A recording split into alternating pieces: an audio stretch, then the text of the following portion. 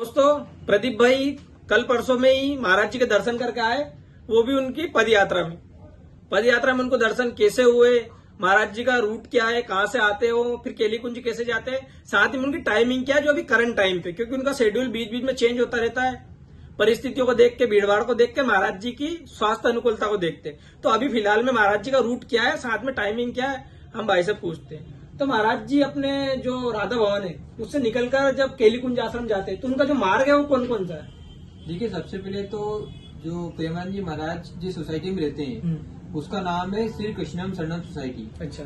जो कि आपका प्रेम मंदिर है। जब आप प्रेम मंदिर से छठीगढ़ की तरफ जाते हैं तो प्रेम मंदिर की जहाँ पे बाउंड्री खत्म हो रही है वहां से आप 100 मीटर के अंदर ही उनका फ्लैट है। तो वहां से लेके महाराज जी अपनी परिक्रमा स्टार्ट करते हैं या पदयात्रा शुरू करते हैं। तो वहां से लेके जो प्रेम मंदिर का जो पीछे की साइड है वहां से होते हुए वो राधा केली कुंज जाते हैं। तो वो एक ही रूट है उनका, किसी गलियों में वगैरह में भी आते हैं? नहीं, रूट ऐसा है कि मतलब रोड है और रोड के आसपास रस्सियां बनती है। जब भी महाराज जी निकलते हैं तो वहीं पर खड़े होकर सब दर्शन करते हैं। तो अभी उनका फिलहाल में टाइम क्या चल रहा है, किस टाइम पे वो आते हैं, किस टाइम में केली कुंज में इंटर कर जाते हैं? टाइम ऐसा है कि वो 4 बजे के आसपास अपने फ्लैट से निकलते हैं और लगभग 5 बजे राधा केली कुंज पहुंच जाते अच्छा, 1 घंटे का पूरा रूट है? हाँ, 1 घंटे का रूट है। तो जो लोग खड़े रहते हैं वो कौन से मार्ग में खड़े रह सकते हैं? प्रेम मंदिर के वहीं से खड़े रह सकते हैं? हाँ, आप उनके फ्लैट के बाहर खड़े हो जाइए।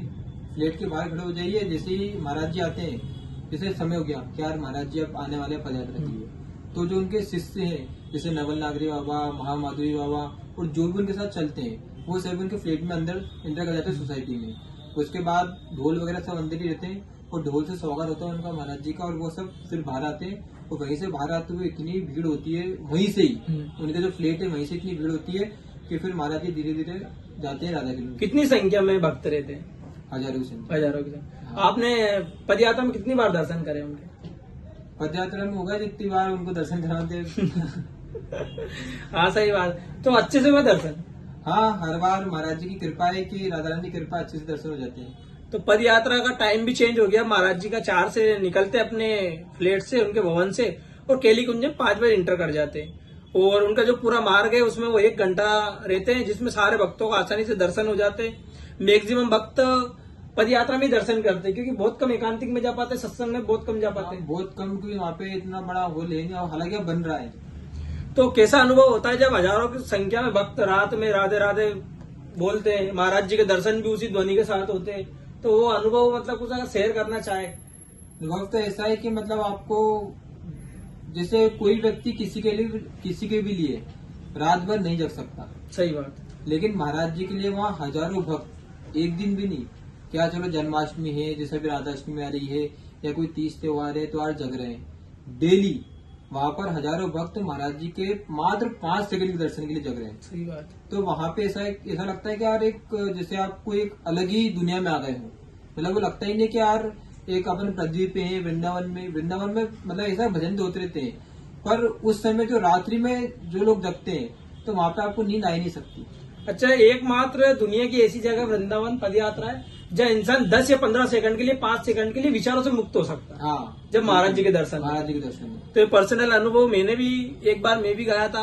हालांकि मैं एकांतिक सत्संग में जा नहीं पाया, लेकिन पद यात्रा एक ऐसा अनुभव है जिसमें आप कुछ सेकंड के लिए जब महाराज जी आपके सामने हो तो उस समय आप विचारों से मुक्त हो सकते हो।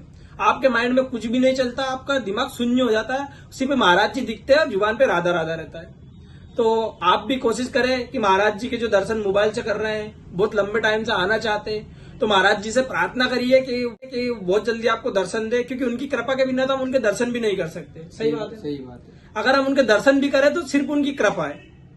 उनसे एकांतिक में मिले तो सिर्फ उनकी कृपा है। सत्संग हॉल में बैठे हम तो सिर्फ उनकी कृपा है। मंगला आरती भी अगर हम करें तो सिर्फ उनकी कृपा है। मतलब कुल मिलाकर बात यह है कि अगर हम महाराज जी का नाम भी ले रहे हैं, राधा रानी जी का नाम भी ले रहे हैं, तो उनकी कृपा के बिना हम नाम भी नहीं ले पा रहे।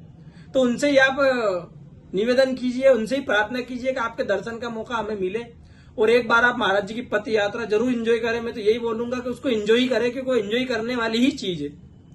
सभी को जय श्री राधे।